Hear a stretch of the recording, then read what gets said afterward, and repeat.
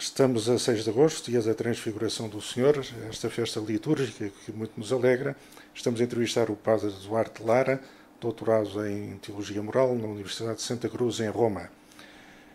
Gostaríamos de perguntar ao Padre Duarte Lara o que é que a Igreja, ou o que é que a Teologia Moral, ou até o que é que a simples humanidade tem a dizer sobre o aborto provocado. Pronto. Eu acho que falaria só até um nível humano, se a gente quiser, filosófico. Do ponto de vista da fé, é evidente, o homicídio voluntário, em qualquer forma, é abominável aos olhos de Deus. Mas hoje em dia discute-se muito a questão num contexto político. Não é? O Estado deve promover ou não deve promover, deve impedir ou não deve impedir.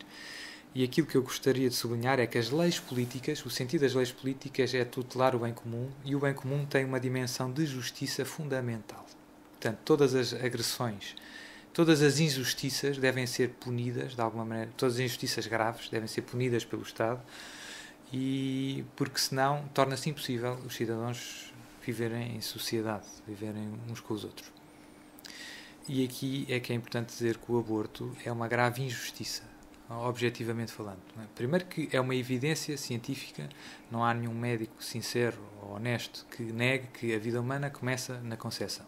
Não é? É uma evidência, não há nada a dizer. Geneticamente, etc, etc, não há ponta por onde se pega. Portanto, estamos na presença de outro ser pessoal, outra pessoa que não sou eu, e, portanto, essa pessoa, enquanto existe, merece ser respeitada, assim como eu mereço ser respeitado. Quer dizer, não faças aos outros o que não gostas que façam a ti. Portanto, não mates os outros que não podem falar, não se podem defender, se não gostas que não te matem a ti. Portanto, é basicamente, e depois, com as agravantes, não se pode defender, etc. E o Estado, neste caso, por ser uma pessoa em posição de não defender-se, de não falar, etc., tem ainda obrigações adicionais de defender e tutelar os direitos destas pessoas. Portanto, a questão do aborto do ponto de vista de ética política, digamos assim, é uma grave injustiça que mina, no fundo, as bases de um Estado de Direito Democrático e a convivência comum. Mina a convivência comum.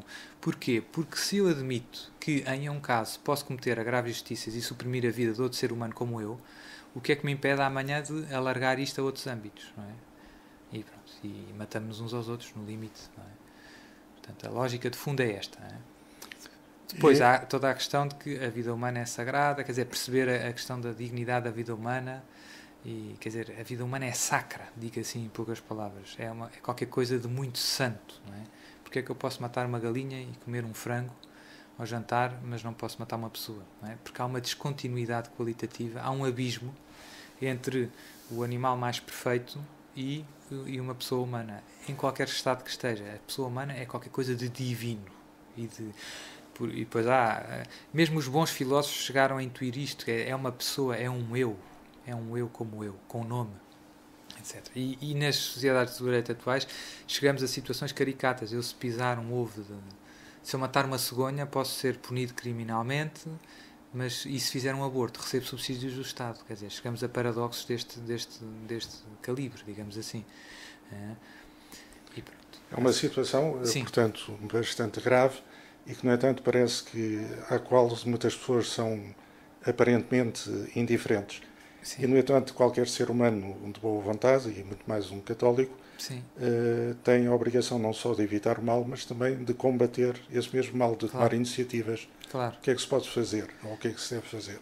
Claro. Sobretudo, eu penso que, a longo prazo, aquilo que é mais eficaz é sempre investir na formação, ajudar as pessoas a pensar.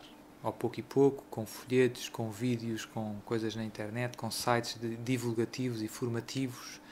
Penso que a longo prazo, e aí se gera cultura, e isso muda as mentalidades, etc, etc. Depois, isso não tira iniciativas mais pontuais e mais concretas, digamos, de acordo com o que está a acontecer no momento. Vai haver uma coisa, então vamos organizar, vamos fazer. Mas a longo prazo o problema é um problema cultural. É preciso reformar, ajudar as pessoas a pensar melhor e a ver as coisas como elas são. Isso implica paciência, de alguma maneira, como plantar sobreiros, não é? Estamos a plantar sobreiros que se calhar não somos nós que vamos gozar a sombra nem tirar a cortiça. Outros virão daqui a 20, 30 anos, mas mas temos que plantá-lo já, o mais cedo possível, não esperar, e mãos à obra. Portanto, eu penso que é mais por aí. Isto não tira que, ao mesmo tempo, não se desenvolvam iniciativas concretas e pontuais. Vamos abrir instituições para dar apoio e tal, etc. Isso ajuda e são coisas importantes, sobretudo do ponto de vista de testemunho, mas a longo prazo o que vai formar os futuros eleitores, não é? Depois, no fundo, as questões decidem-se nas urnas, é, no fundo, um projeto de formação sério a longo prazo e bem pensado e estruturado. E, no entanto, São Paulo dizia: eu vejo o bem que quero e faço o mal que não quero. Portanto, é toda essa formação que é indispensável Sim. e absolutamente necessária.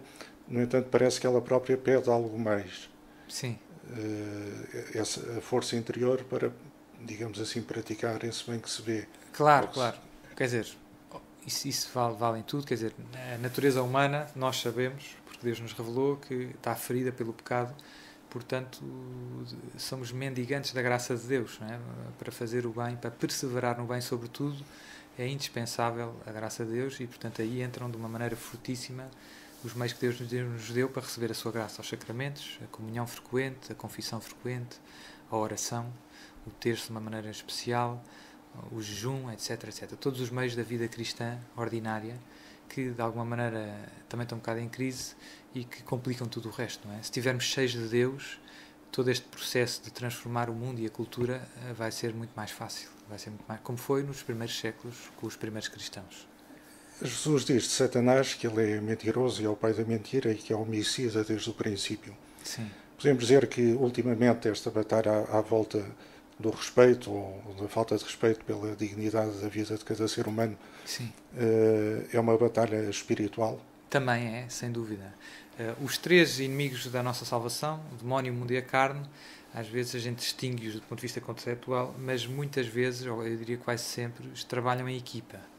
Portanto, o mundo que nos seduz com a sua lógica, com a sua felicidade, o mundo que continuamente nos propõe uma felicidade sem Deus, horizontal, etc., diverte, vai de férias, não trabalha.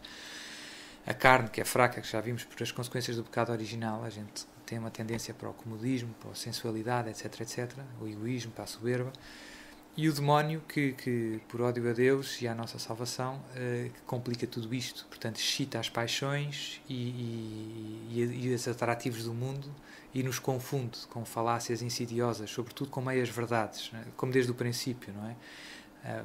Pega em coisas que têm pontos de verdade e acrescentam os pontos e facilmente confunde as consciências mais fracas, e depois há este efeito que, à medida que as pessoas que se abandonam aos vícios, como diria São Paulo, as pessoas que vivem segundo a carne, perdem também uma capacidade de reconhecer o bem e de ver as coisas como elas são. Portanto, tudo isso também dificulta, quer dizer, a solução última do Evangelho da vida e da batalha pela defesa da vida humana passa pela conversão a Jesus de Nazaré.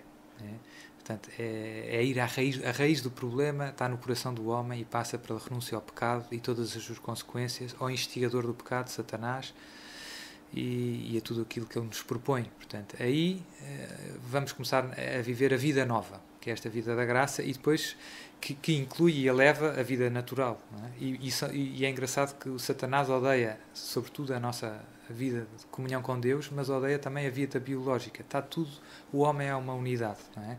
E isto verifica-se no ódio de Satanás, portanto, contra a vida humana, não só contra a vida da graça, mas contra Satanás. É mesmo assassino, quer matar, quer causar a morte física, não é? Por isso alegra-se com os abortos, etc, etc.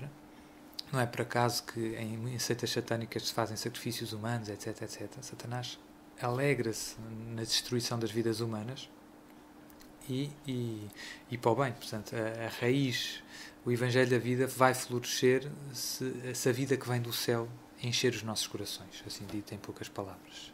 Muito obrigado.